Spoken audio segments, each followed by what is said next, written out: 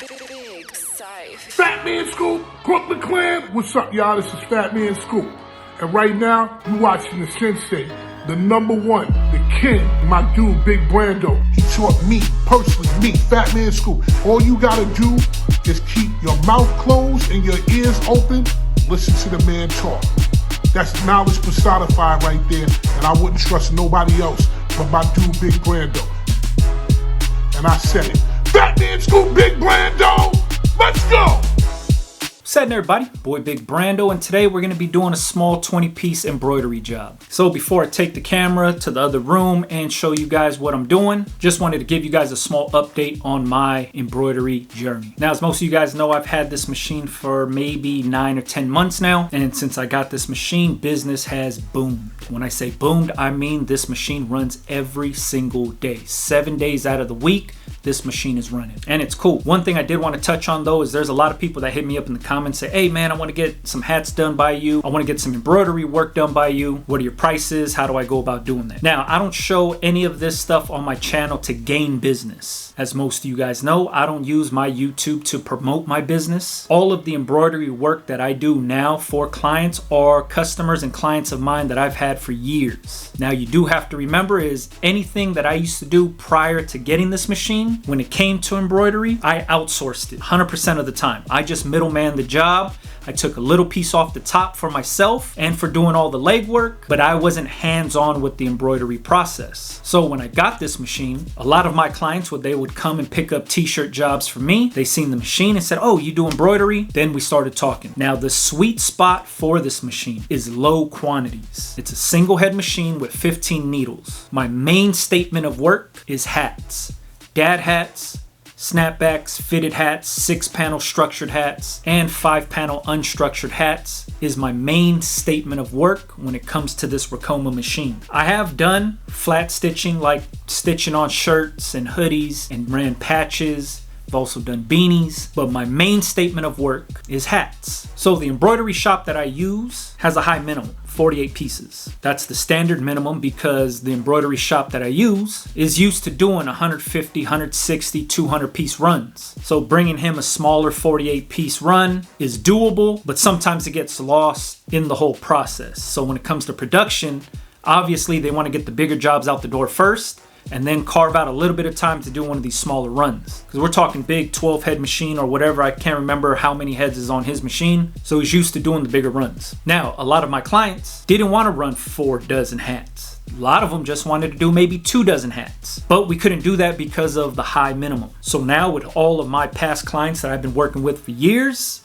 I can do 1 dozen, 2 dozen, 3 dozen hats for them, no problem. And that's been my sweet spot. Anything over 4 dozen, usually I'll outsource. But I have run a bunch of different jobs at 100 pieces each on this machine right here. Takes a little bit of time, but I kept all that money in-house, which is cool. So currently right now, I'm thinking about getting a double head machine. I haven't even had this single head for a full year, but the amount of work that I have due to embroidery, it makes sense to get double head machine. But I also seen that Ricoma posted a picture of a 3-head machine, which is a possibility also. I just have to look into it, see which one makes sense for myself, which one I have space for, and what's the real need. I'm gonna keep the single head machine, that's the plan, and set the single head up just for flat stitch embroidery, like for hoodies and shirts, and then the double head or triple head will be set up for hats only. That's the plan. So I highly encourage anybody, if you were thinking about getting into embroidery and you just wanted to learn a little bit more about it before you invest into something,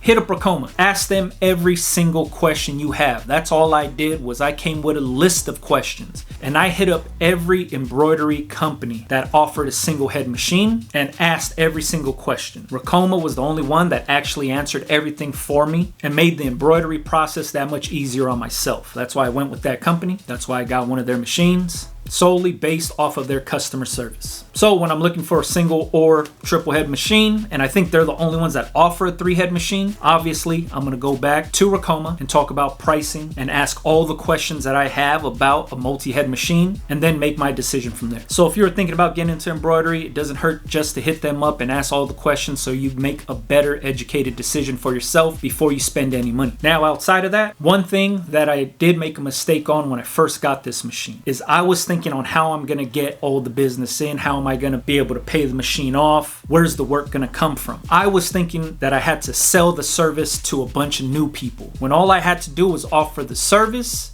to the clients that I've been working with for years. And it's been able to keep this machine running every single day. So much money to be made with this embroidery machine. That's why I'm thinking about upgrading to a bigger one. But there's also so much money that I was leaving on the table by outsourcing a lot of these jobs. Like I said, the sweet spot for myself is in the low quantities. You could charge a higher price when you're doing low quantities because some of these bigger shops have high minimums. So being able to take on a job with a lower minimum and charge a higher price, you win all day long in that space. But outside of all of that, let me take the camera into the next room and show you guys what the embroidery process looks like and see how much I could capture on camera for you. Hopefully I could get a thread break or something like that so I can show you how to rethread the needle and basic stuff like that. But for the most part, after you hoop the hat, load it on, and you press start, it just runs until it's done. So let's go check it out. All right, so this hat right here is done. Pull this one off and we'll load up the next one. Here's the next hat right here.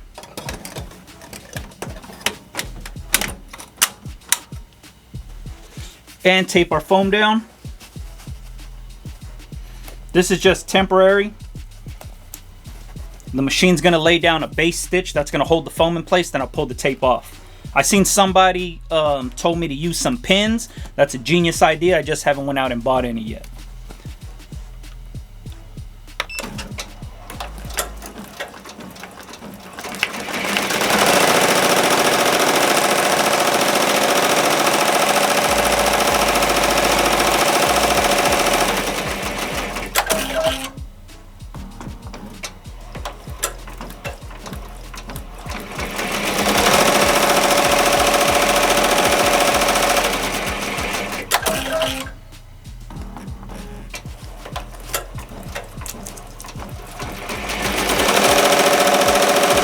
Alright, not sure if you guys could hear me while the machine is running, but this is what it looks like when it comes off.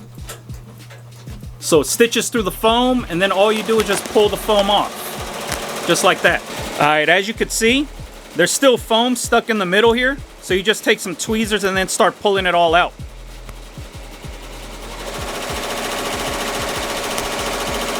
After I pull out all the foam, I hit it lightly with the heat gun just to tighten up all the stitching. Alright, I guess this is good to document here, but we got a thread break. Take your scissors. You're going to thread it back through the needle.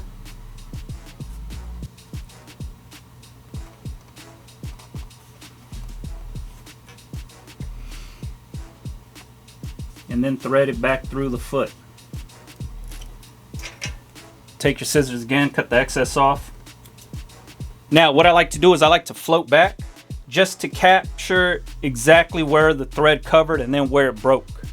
So it's gonna float backwards. It's also showing me on the screen.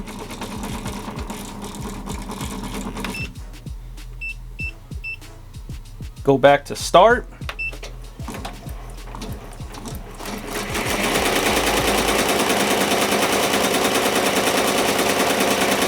And there you have it. I didn't even show that much. The foam that I use is 3mm. The size of that design is 5 inches across by 2.5, I believe, tall. I was using AutoCap 6-panel snapbacks. They're the ones that have acrylic and wool with the gray undervisor or underbrim. And as a fair warning, the embroidery process seems very overwhelming. And it is, because there is a learning curve. If you don't know too much about sewing and stuff like that, there is a learning curve that is involved. But with the training and the help from Ricoma, it helps out. So outside of using this machine for my own personal hats that I sell for retail, this machine paid itself off in less than a year by stitching up hats for other people. The money is out there. So if you're thinking about jumping on to one of those EM1010s or MT1501 like myself, I would highly consider it, especially if you have the work. If you already outsource embroidery, just imagine all of the money that you are leaving on the table by outsourcing and how much money you can keep in your pocket by keeping the work in-house. That's something that I did not know I was passing up on before I got this machine. But then after I got this machine, I seen so much money flowing in, it's crazy. And like I said, the sweet spot for these single head machines are low quantity runs. Just an example, that design on that hat is 5 inches across, 2.5 tall, and it's roughly about 10,000 stitches. The machine does 1,000 stitches a minute, so it takes about 10 minutes for that hat. But for something that looks like this, or something that looks like this, this right here is, I believe, 5,000 stitches. Takes about 5 minutes to complete this hat, as you can see. This hat right here is, I believe, a little under 5,000 stitches.